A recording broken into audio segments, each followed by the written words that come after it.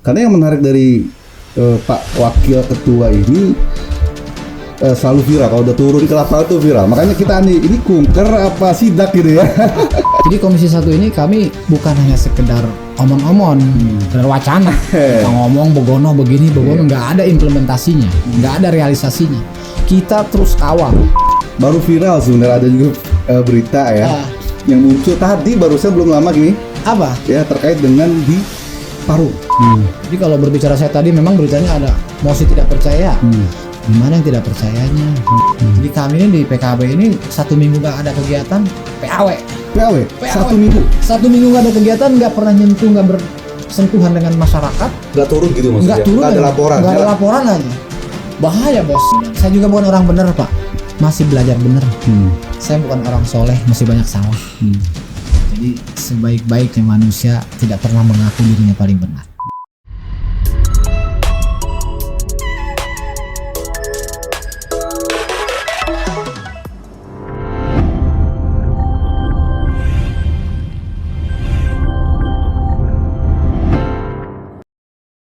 Oke, apa kabar? Stay lagi di podcast Bogor Update ya. Hari ini kita kehadiran Wakil Ketua Komisi 1 DPRD Kabupaten Bogor, Ustadz Shogir. Ya, kalau saya manggil Ustadz. Assalamualaikum. Waalaikumsalam warahmatullahi wabarakatuh. Sehat Dewan? Alhamdulillah Bung Fadil. Terima kasih nih atas undangannya yang sangat istimewa. Alah, cocok ya. Ya. Sibuk ya? Ya, kita menjalankan tugas, bukan sibuk, karena ini bagian daripada tugas pengabdian kita, pelayanan terhadap masyarakat. Oke, jadi kalau saya lihat di struktural Komisi 1, kayaknya Ustadz Shogir ini yang paling ramai masuk ke media sebenarnya. Terakhir sidak ya? Sidak. Apa yang disidak itu? Ya, kita memang concern penertiban terkait aspek perizinan. Jadi selama ini memang kita lakukan sidak itu banyak para pengembang, pengusaha yang belum semuanya memenuhi ketentuan aturan yang berlaku di pemerintahan Kabupaten Bogor, terutama pembangunan perumahan, perhotelan, apartemen, dan gedung-gedung pertokoan. Jadi kita memang fokus di situ. Kenapa fokus sidak ini? Karena memang banyak perusahaan-perusahaan yang mungkin enggan mengurus perizinan, atau mungkin susah, atau mungkin nggak keburu, atau mungkin tidak tahu, atau mungkin dianggap tidak penting izinnya. Oke, itu yang terakhir tuh ya. Itu yang bahaya tuh sebenarnya. Kalau udah dianggap tidak penting gitu ya. Betul. Oke. Padahal pemerintah itu sebetulnya melindungi masyarakat. Tidak ada peraturan yang menyulitkan masyarakat. Justru dengan adanya peraturan ini supaya selamat semuanya. Pengusaha juga nyaman, pemerintah juga nyaman, masyarakat juga nyaman, dan diuntungkan semua pihak. Nggak ada aturan pemerintah itu yang merugikan masyarakat, merugikan pengusaha, merugikan rakyat, tidak ada. Oke. Dibikin ketentuan, dibikin aturan itu melindungi masyarakat, semuanya. Tapi ada istilah apa susah bikin perizinannya? Emang masih susah ya, Dewan ya? Sebetulnya sekarang udah era digital ya, tidak ada yang susah. Mungkin enggan ngurusnya. Enggan ngurus ya. Iya. Kalau disebut sulit sekarang udah melek digital semua.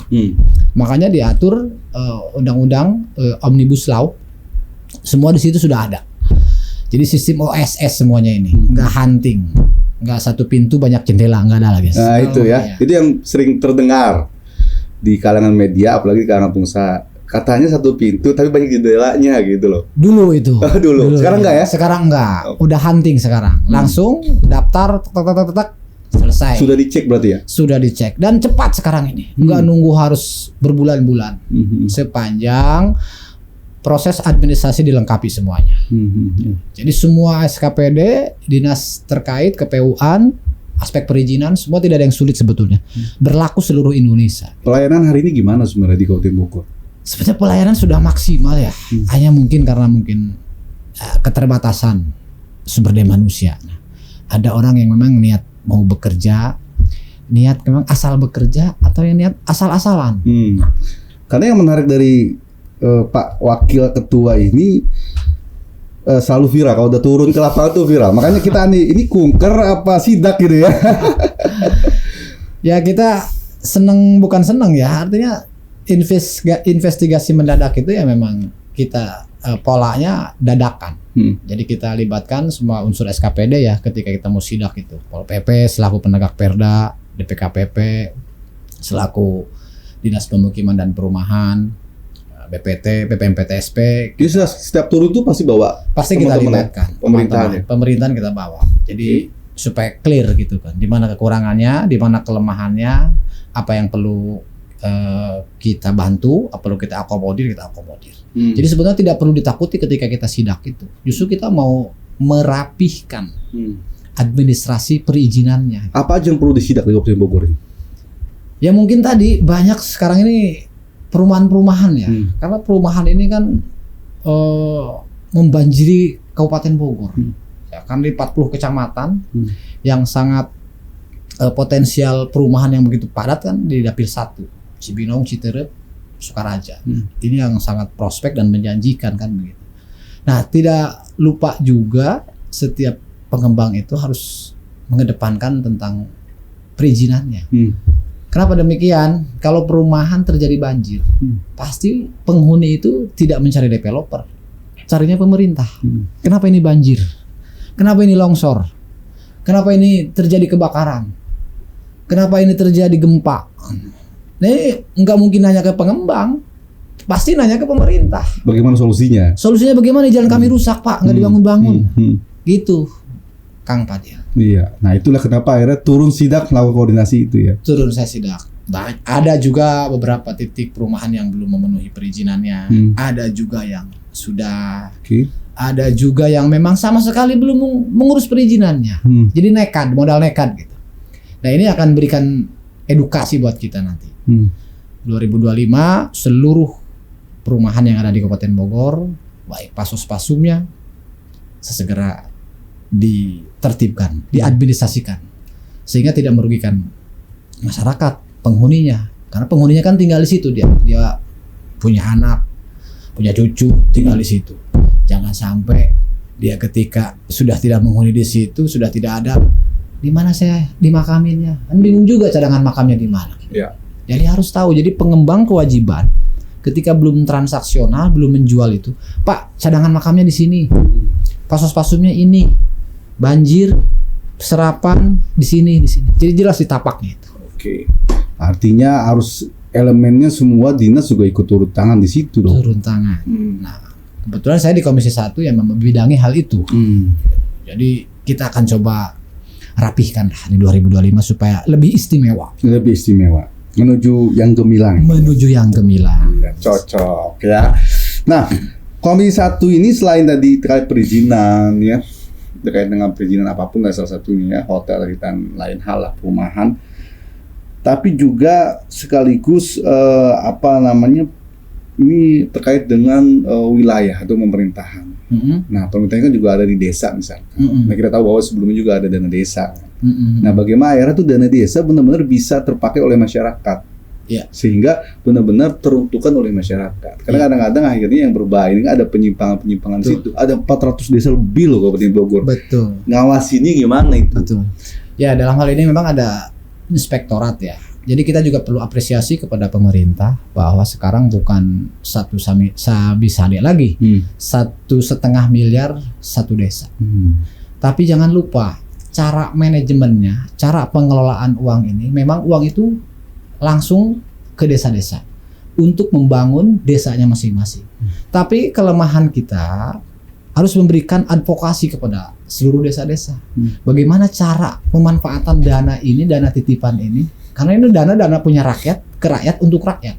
Supaya manajemennya rapi. Jangan sekarang ini kaget punya duit 1,5 M, ini duit saya ini. Pemerintah ngasih saya bagaimana kata saya aja, nggak bisa begitu, Bos. Ini harus benar-benar diadministrasikan uang rakyat itu. Sejauh ini gimana administrasinya itu?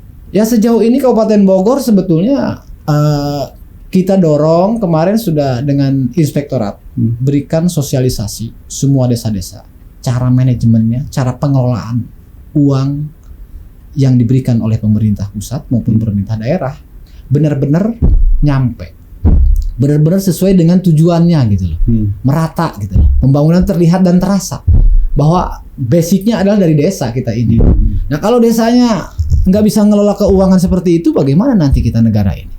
Nah negara ini kuatnya karena ada orang-orang desa, dari desa dulu, RT, RW, itu Mas Fadil. Jadi saya rasa kita pemerintah nggak lengah, tahun 2025 ini akan dorong melalui inspektorat sosialisasi ke desa-desa. Oke, 2024 udah mau habis nih, tinggal beberapa hari lagi, Pak Dewan. Apa 2025 selain tadi perizinan di perumahan maupun perhotelan dan rumah makan, artinya usaha lah, terus tadi terkait dengan pengawasan di daerah desa, apalagi yang mungkin di Komisi 1 ini akan menjadi fokus ya? Ya, jadi Komisi 1 ini kami bukan hanya sekedar omon-omon, sekedar wacana, kita ngomong begono begini, begono, nggak ada implementasinya, nggak ada realisasinya.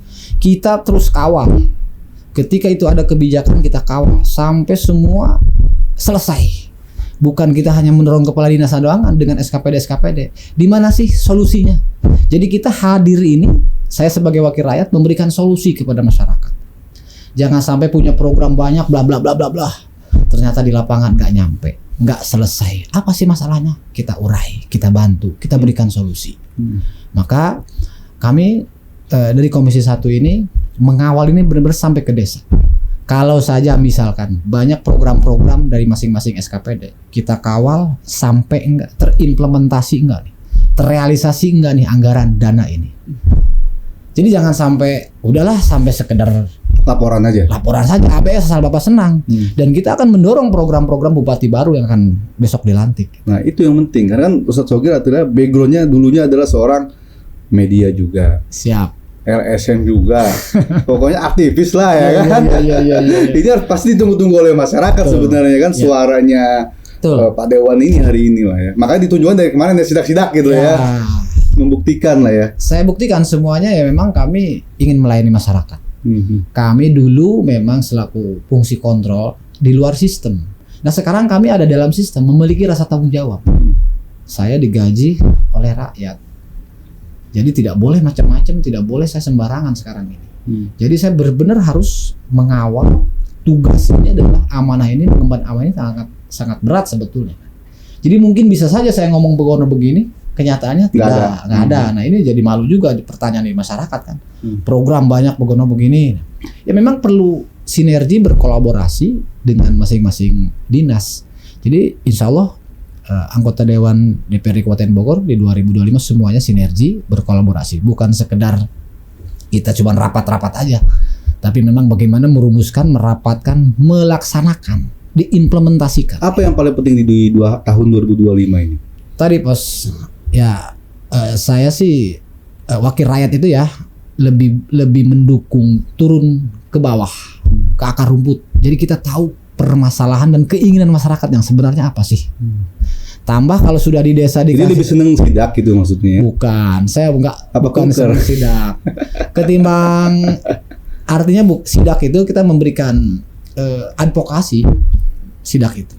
Jadi supaya masyarakat itu paham. Tapi sebenarnya masyarakat lebih seneng anggota dewan ini turun sebenarnya sih. Betul. Jadi nggak hanya duduk di kursinya aja gitu. Betul. Ya memang ada sebagian merasa takut kalau kita sidak. Sebetulnya tidak perlu harus ditakuti. Nah kalau memang perizinannya lengkap, ngapain harus takut? Tunjukkan saja. Nih perizinannya, nih pajaknya. Mana yang dilanggar? Ya kita benar, kita luruskan.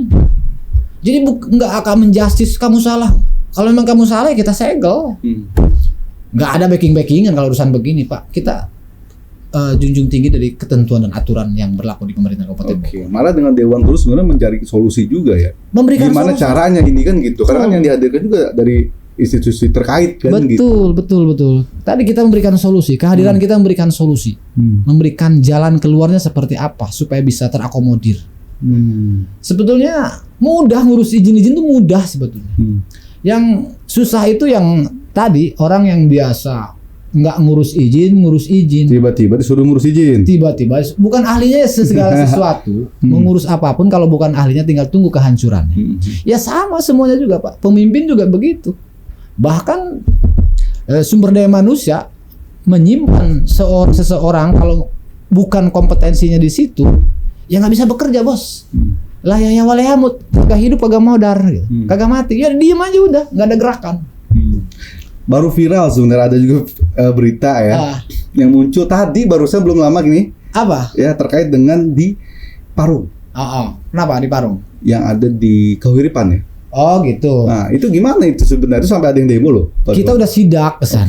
Kita sudah panggil, duduk bareng dengan elemen masyarakat. Ya. Saat itu kita Komisi 1 memediasi.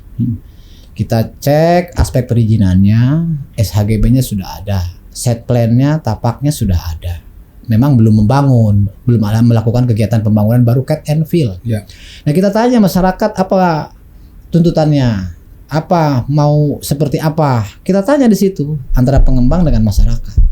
Nah, kalau urusan dia membawa alat berat ke situ ya bukan urusan Komisi 1 lah. Tinggal urusan pengembang dengan masyarakat seperti apa. Kalau kita hanya ranah kita memeriksa aspek perizinannya, aspek legalnya. Tapi akan lakukan mediasi lagi mungkin kalau ya kalau begini kan masyarakat juga harus nyaman, kan ini tidak baik kalau ada demo-demo kayak begini, ada gejolak kayak begini, khawatir mengganggu kenyamanan, mengganggu keamanan, ketertiban. Ya kita akan panggil lagi nanti. Komisi 1 akan memanggil lagi pemilik perusahaan PT Kahuripan tersebut. bersama dengan masyarakat pasti. Bersama dengan masyarakat. Jadi kalau berbicara saya tadi memang beritanya ada mosi tidak percaya. Di mana yang tidak percayanya? Kami tidak pernah membicarakan hal-hal yang lain, Pak. Kami bekerja. Ya. Kami sudah digaji oleh rakyat. Jadi kami harus bantu masyarakat, harus hadir di tengah-tengah rakyat kami. Gak boleh jauh dengan rakyat. Apapun keluhan rakyat harus tampung. Karena Dewan ini kan kepanjangan tangan daripada masyarakat. Iya. Gitu, Pak. Iya. Nah, ini kita tunggu-tunggu Dewan seperti ini yang hari ini ada ya. Kita mah jam berapapun 24 jam layanan orang masih ngajar ya sampai hari ini. Alhamdulillah, karena itu nggak menghilangkan itu ya. Tugas itu adalah bagi saya karena memang sudah menjadikan tugas rutinitas. Sesibuk apapun, mudah-mudahan doanya aja Mas Fadil, saya istiqomah, tidak terganggu dengan kesibukan negara.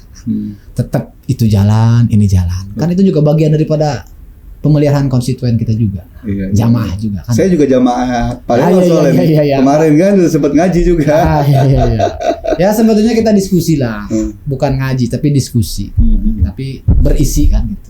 Ya kita ini kan bukan orang bener, sedang belajar bener. Bukan orang pinter, sedang belajar supaya kita pinter. Karena sebelumnya saya sering lihat duluan live di Facebook dan lain hal, ngaji malam Jumat ya. Iya. Masih ya? Alhamdulillah masih. Luar biasa. Jadi saya memang spesialis, saya memang ini panggilan istimewa supaya gemilang 2025 ya saya diundang Bogor Update karena memang luar biasa netizennya, penontonnya banyak sekali gitu kan. Nah, jadi saya harus menghormati undangan yang sangat istimewa pada sore hari ini. Mantap. Nanti ntar malam langsung ngajar ya? Langsung saya insya Allah ngajar habis maghrib saya, Mas Fadil. Oke, biasa turun di masyarakat. Ya. Terus kalau kita lagi berarti kan lebih senang turun lah ke masyarakat. Kalau saya baca dari apa yang sebenarnya sudah dilakukan oleh Ustaz Sogir. Iya. Apa yang sering mereka keluhkan? Yang paling sering apa? Yang paling sering itu masyarakat infrastruktur ya. Ini kalau urusan jalan, kebetulan infrastruktur banyak keluhannya di warga masyarakat perumahan. Nah kita nggak bisa bantu, kenapa? Karena memang developer belum menyerahkan ke pemerintah. Ya kan kalau belum menyerahkan tanah bukan milik pemerintah. Serahkan dulu pasus-pasumnya, baru setelah diserahkan itu kewajiban pemerintah.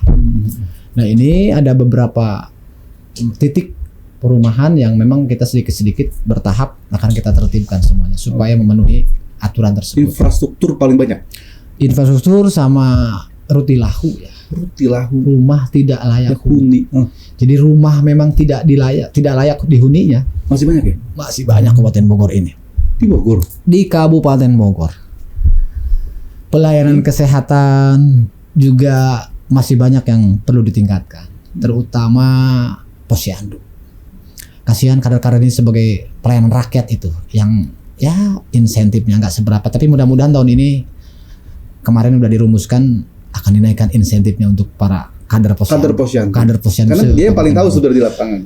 Itu yang ngurus orang sakit, Pak. Iya. Kalau nggak ada kader, siapa yang ngurus, Pak? Gimana kalau ada program misalnya ibu hamil dan lain. Nah, kalau nggak ada posyandu, kan gimana tahu ya gitu.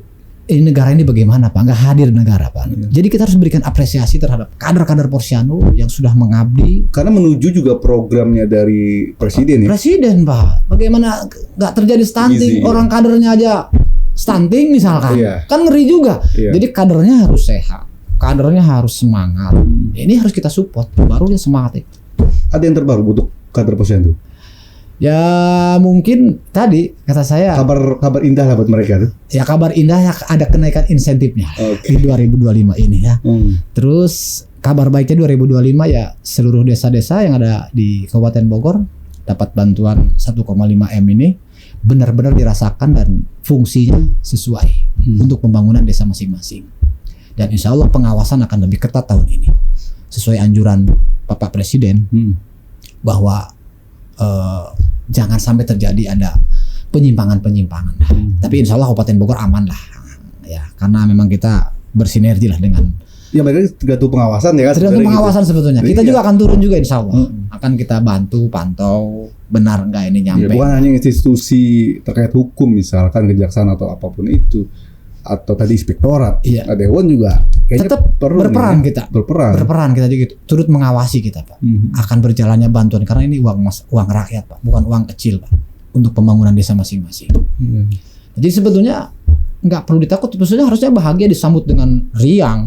Ada bantuan ini berarti kan desanya maju ya. Nggak ada lagi kerusakan lagi bos. Rutilahu juga rata nanti semuanya, jalan juga terbangun semua, ketahanan pangan juga bagus semua. Nah ini tergantung desanya. Kalau desa maju insya Allah semuanya akan maju. Kalau Rutilahu masih ramai atau masih banyak, berarti kemiskinan juga masih banyak juga dong ya.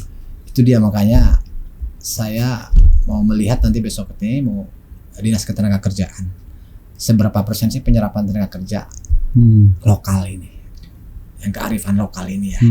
Berapa persennya yang udah terserap di Kabupaten Bogor ini. Jadi harus lebih banyak warga Kabupaten Bogor sebetulnya. Nah, kita akan coba tanya nanti ke Dinas Tenaga Kerja terkait masalah. Nah itu ya sinergitas antara akhirnya kan pengusaha membuka tempat usaha baru di Bogor, tapi tadi penyerapannya jangan lupa untuk wilayah. Betul. Mudah-mudahan sih 2025 ini banyak peluang-peluang lowongan pekerjaan ya yang karena pabrik-pabrik yang makanya tadi kita urus izinnya semuanya, kita bantu semuanya supaya bisa penyerapan tenaga kerja sehingga mengurangi angka kemiskinan. Tapi bukannya pabrik-pabrik malah keluar dari Bogor terlalu banyak ya?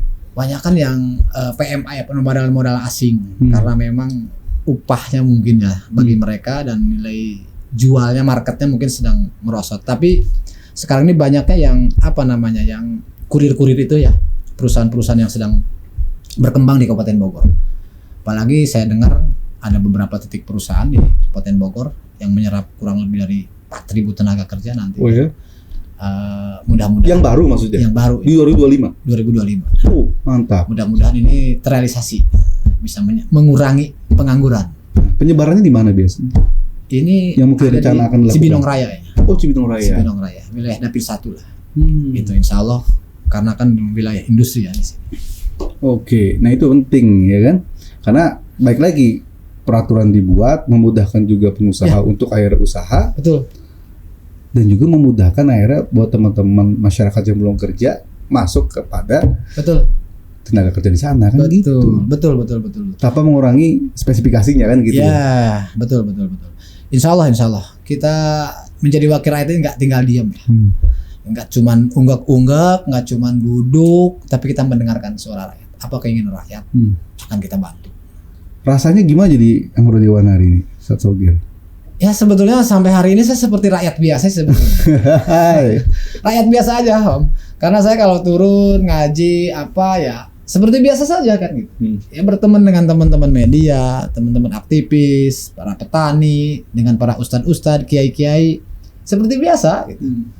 Saya belum merasa seperti jadi anggota dewan karena saya setiap hari di lapangan kan. Oh iya, dari dulu ya. Dari dulu gitu. Bedanya sekarang udah punya kewenangan itu. Amal rencana ya. Iya. Ya mudah-mudahan sih intinya menjadi wakil rakyat yang beri manfaat, memberikan solusi buat masyarakat Kabupaten Bogor. Oke, karena jadi ini juga penting karena biasanya karena dapil akhirnya bicara cuma dapilnya aja. Jangan sampai akhirnya yang lain malah terlupakan. Kalau sudah seperti ini kita udah milik rakyat. Bukan milik perdapil, tapi milik warga Kabupaten Bogor. Komisi 1 seluruh Kabupaten Bogor. Tetap sesuai dengan leading sektor saya, kita bekerja bareng-bareng, tim juga. Seluruhnya anggota dewan itu kompak, sinergi semuanya. Insya Allah tahun 2025 punya wakil rakyat semuanya yang lebih bagus, yang lebih pro terhadap masyarakat. Ada perintah khusus gak sih dari partai terkait dengan kinerja dewan hari ini? Ada. Kita ini memang perintah khusus dari kepartaian, anggota dewan harus disiplin, jujur, dan harus mau membela rakyat. Karena saya dari fraksi Partai Kebangkitan Bangsa, jujur sampai hari ini, itu pelayanan itu Pak nggak henti-henti. Jadi kami ini di PKB ini 1 minggu nggak ada kegiatan, PAW. 1 minggu? 1 minggu nggak ada kegiatan, nggak pernah nyentuh, nggak bersentuhan dengan masyarakat. Nggak turun gitu maksudnya? Nggak turun, nggak ada laporan? Nggak ada laporan aja. Bahaya bos. 1 minggu? 1 minggu saja harus. Jadi berarti jarang di kantor ya? Malah lebih kepada ke lapangan? Ke lapangan. Karena ada perintah dari partai? Dari partai. 1 minggu nggak laporan PAW? PAW. Aduh, hati-hati itu ya. Tapi saya senang gitu. Memang itu didorong juga ya oleh partai ya. Sebaik-baik kita menjadi wakil rakyat yang dekat dengan rakyat, merangkul dengan rakyat, jangan jauh dengan rakyat. Kacang lupa kulit, jangan sampai seperti itu. Insya Allah dewan-dewan yang lain juga sama sebetulnya kan gitu. Hanya beda caranya saja kan gitu. Jadi kalau rakyat mau ketemu misalkan, gampang dengan saya Pak. Kalau habis subuh saya di rumah sampai siang pun bisa gitu. Kalau di kantor ya bebas. Sepanjang saya tidak ada penugasan Pak. Jadi saya layani, saya temui semuanya. Nggak ada aling-aling, nggak ada sekat-sekat, nggak ada alasan. Saya tidak mau berbohong kepada rakyat. Jadi saya takut bukan kepada penegak hukum, tapi saya takut ada 2 makhluk, Rokib dan Atib, yang mengawas saya. Kalau kita kerja bener, jujur, ya siapa yang harus kita takuti Pak?